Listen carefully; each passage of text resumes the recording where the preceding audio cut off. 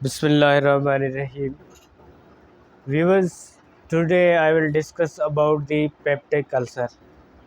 What is the peptic ulcer? Peptic ulcer, it is the mucous membrane rupture or breaks, then acidity also present in mucous membrane.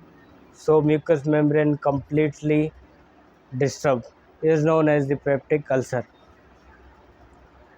ये mucus membrane फट जाती है, उसकी वजह से ये पेप्टिक अल्सर होता है।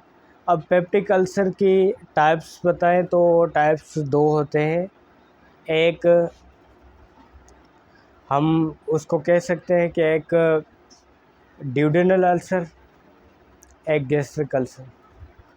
ड्यूडेनल अल्सर जो होता है वो आंतों में अल्सर होता है, और एक गैस्ट्रिक अल्सर होता है जो हमारे मैदे में अल्सर होता है।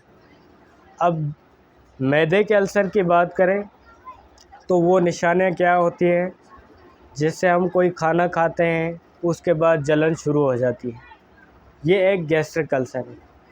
और खाना खाने के बाद फ़ौरन थोड़ा सा फिर रिलीफ़ आ जाता है।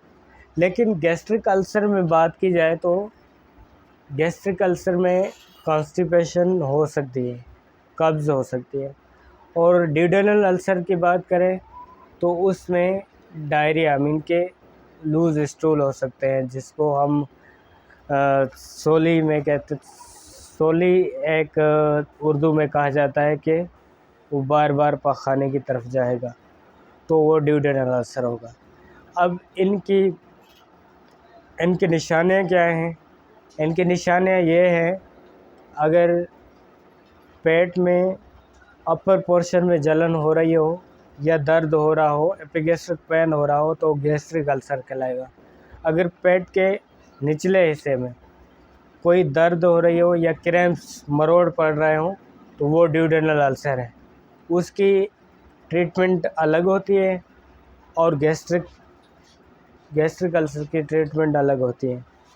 अब बात करेंगे कि सबसे पहले गैस्ट्रिक अल्सर की ट्रीटमेंट अगर स्टार्ट करें तो एंटासिड देते हैं जो तेज़ाबियत को ख़त्म करती है।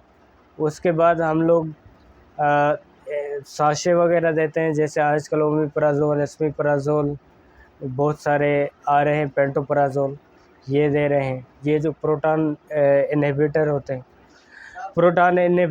हैं, इसमें हम लोग ये गैस्ट्रिक अल्सर की बात करते हैं। अब ड्यूडेनल अल्सर की बात करें तो वो ड्यूडेनल अल्सर की ट्रीटमेंट एक अलग होती है। उसमें हम एंटीबायोटिक भी देते हैं, और लूज़ स्टूल की वजह से हम लोग उन पेशेंट्स में बाज़ औक़ात हम एंटीबायोटिक के साथ कोई ऐसी दवाई देते हैं जैसे कि उनके स्टूल बिल्कुल आस्ता आस्ता कम हो जाए। तो इसमें यह होता है कि ओरल इंटेक, जो भूख नहीं लगती है वो गैस्ट्रिक अल्सर में होती है, और ड्यूडेनल अल्सर में देखें तो उसमें भूख तो लगती है, लेकिन खाना खाने के बाद जो है ना, पेट के निचले हिस्से में दर्द होगा। शुक्रिया।